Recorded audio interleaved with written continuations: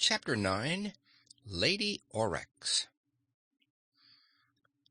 Lady Aurex led Ozma and Dorothy along a street to a pretty marble house near to one edge of the great glass dome that covered the village. She did not speak to the girls until she had ushered them into a pleasant room, comfortably furnished, nor did any of the solemn people they met on the street venture to speak. When they were seated, Lady Aurex asked if they were hungry, and finding they were, summoned a maid and ordered food to be brought. This Lady Aurex looked to be about 20 years old, although in the Land of Oz, where people have never changed in appearance since the fairies made it a fairyland, where no one grows old or dies, it is always difficult to say how many years anyone has lived. She had a pleasant, attractive face, even though it was solemn and sad, as the faces of all Skeezers seem to be, and her costume was rich and elaborate, as became a lady-in-waiting upon the Queen. Ozma had observed Lady Aurex closely, and now asked her in a gentle tone, "Do you also believe me to be an impostor?" "I dare not say," replied Lady Aurex in a low tone. "Why are you afraid to speak freely?" inquired Ozma. "The Queen punishes us if we make remarks that she does not like." "Are we not alone, then, in this house?" "The Queen can hear everything that is spoken on this island, even the slightest whisper," declared Lady Aurex. "She is a wonderful witch, as she has told you, and it is folly to criticize her or disobey her commands." Ozma looked into her eyes and saw that she would like to say more if she dared. So she drew from her bosom her silver wand, and having muttered a magic phrase in a strange tongue, she left the room and walked slowly around the outside of the house, making a complete circle and waving her wand in mystic curves as she walked. Lady Aurex watched her curiously, and when Ozma had again entered the room and seated herself, she asked, "What have you done?" "I've enchanted this house in such a manner that Queen Coo ee oh, with all her witchcraft, cannot hear one word we speak within the magic circle I have made," replied Ozma. "We may now speak freely and as loudly as we wish, without fear of the Queen's anger." Lady Aurex brightened at this. "Can I trust you?" she asked. "Everybody trusts Ozma," exclaimed Dorothy. "She is true and honest, and your wicked Queen will be sorry she insulted the powerful ruler of all the Land of Oz." "The Queen does not know me yet," said Ozma, "but I want you to know me, Lady Aurex. And I want you to tell me why you and all the Skeezers are unhappy. Do not fear Coo ee oh's anger, for she cannot hear a word we say, I assure you." Lady Aurex was thoughtful for a moment, and then she said, "I shall trust you, Princess Ozma, for I believe you are what you say you are, our supreme ruler. If you knew the dreadful punishments our Queen inflicts upon us, you would not wonder we are so unhappy. The Skeezers are not bad people. They do not care to quarrel and fight, even with their enemies the Flatheads, but they are so cowed and fearful of Coo ee oh that they obey her slightest word rather than suffer her anger." "Hasn't she any heart, then?" asked Dorothy. "She never displays mercy. She loves no one but herself," asserted Lady Aurex, but she trembled as she said it, as if afraid even yet of her terrible Queen. "That's pretty bad," said Dorothy, shaking her head gravely. "I see you've a lot to do here, Ozma, in this forsaken corner of the Land of Oz. First place, you've got to take the magic away from Queen Coo ee oh, and from that awful Su dic, too. My idea is that neither of them is fit to rule anybody, 'cause they're cruel and hateful. So you'll have to give the Skeezers and Flatheads new rulers, and teach all their people that they're part of the Land of Oz and must obey, above all, the lawful ruler, Ozma of Oz. Then when you've done that, we can go back home again." Ozma smiled at her little friend's earnest counsel, but Lady Aurex said in an anxious tone, "I am surprised that you suggest these reforms while you are yet prisoners on this island and in Coo ee oh's power. That these things should be done there is no doubt, but just now a dreadful war is likely to break out, and frightful things may happen to us all. Our Queen has such conceit that she thinks she can overcome the Su dic and his people, but it is said Su dic's magic is very powerful, although not as great as that possessed by his wife Rora, before Coo ee oh transformed her into a golden pig." "I don't blame her very much for doing that," remarked Dorothy, "for the Flatheads were wicked to try to catch your beautiful fish, and the witch Rora wanted to poison all the fishes in the lake." "Do you know the reason?" asked the Lady Aurex. "I don't suppose there was any reason except just wickedness," replied Dorothy.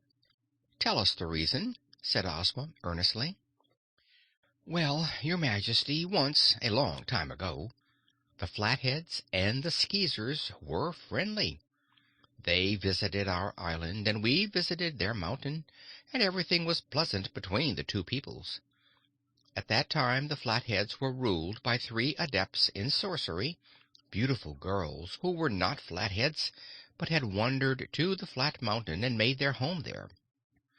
These 3 adepts used their magic only for good, and the mountain people gladly made them their rulers.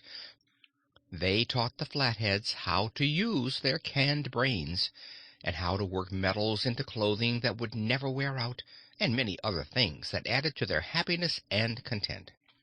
Coo ee oh was our Queen then, as now, but she knew no magic, and so had nothing to be proud of. But the 3 adepts were very kind to Coo ee oh. They built for us this wonderful dome of glass and our houses of marble, and taught us to make beautiful clothing and many other things. Coo ee oh pretended to be very grateful for these favors, but it seems that all the time she was jealous of the 3 adepts, and secretly tried to discover their arts of magic. In this she was more clever than anyone suspected. She invited the 3 adepts to a banquet one day, and while they were feasting, Coo ee oh stole their charms and magical instruments and transformed them into 3 fishes, a gold fish, a silver fish, and a bronze fish. While the poor fishes were gasping and flopping helplessly on the floor of the banquet room, one of them said reproachfully, "You will be punished for this, Coo ee oh, for if one of us dies or is destroyed, you will become shriveled and helpless, and all your stolen magic will depart from you." Frightened by this threat, Coo ee oh at once caught up the 3 fish and ran with them to the shore of the lake, where she cast them into the water. This revived the 3 adepts, and they swam away and disappeared.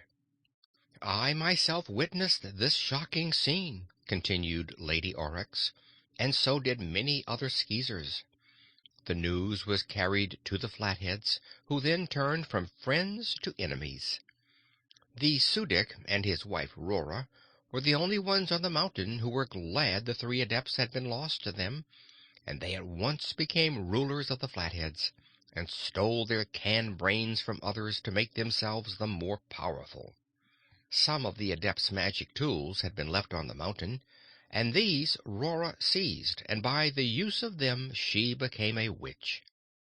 The result of Coo ee oh's treachery was to make both the Skeezers and the Flatheads miserable instead of happy. Not only were the Su dic and his wife cruel to their people, but our Queen at once became proud and arrogant, and treated us very unkindly. All the Skeezers knew she had stolen her magic powers, and so she hated us and made us humble ourselves before her and obey her slightest word.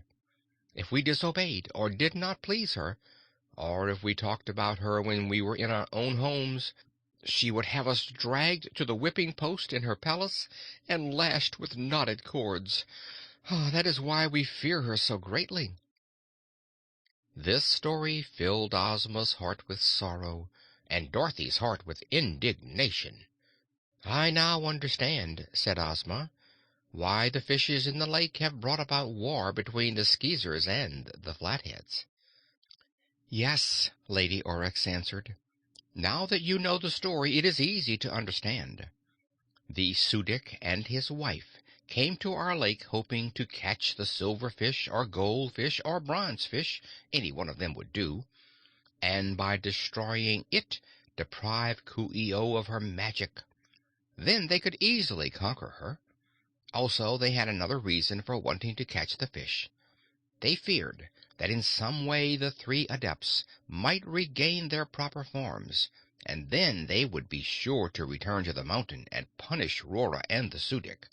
That was why Rora finally tried to poison all the fishes in the lake, at the time Coo ee oh transformed her into a golden pig. Of course, this attempt to destroy the fishes frightened the Queen, for her safety lies in keeping the three fishes alive. "I suppose Coo ee oh will fight the Flatheads with all her might," observed Dorothy. "And with all her magic," added Ozma thoughtfully. "I do not see how the Flatheads can get to this island to hurt us," said Lady Aurex. "They have bows and arrows, and I guess they mean to shoot the arrows at your big dome and break all the glass in it," suggested Dorothy. But Lady Aurex shook her head with a smile. "They cannot do that," she replied. "Why not?" "I dare not tell you why, but if the Flatheads come tomorrow morning, you will yourselves see the reason." "I do not think they will attempt to harm the island," Ozma declared. "I believe they will first attempt to destroy the fishes by poison or some other means. If they succeed in that, the conquest of the island will not be difficult."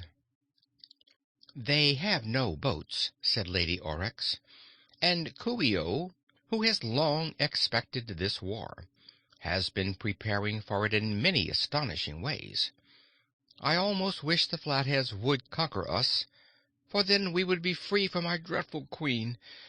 But I do not wish to see the three transformed fishes destroyed, for in them lies our only hope of future happiness." "Ozma will take care of you, whatever happens," Dorothy assured her. But the Lady Aurex, not knowing the extent of Ozma's power, which was in fact not so great as Dorothy imagined, could not take much comfort in this promise. It was evident there would be exciting times on the morrow if the Flatheads really attacked the Skeezers of the Magic Isle. End of Chapter 9.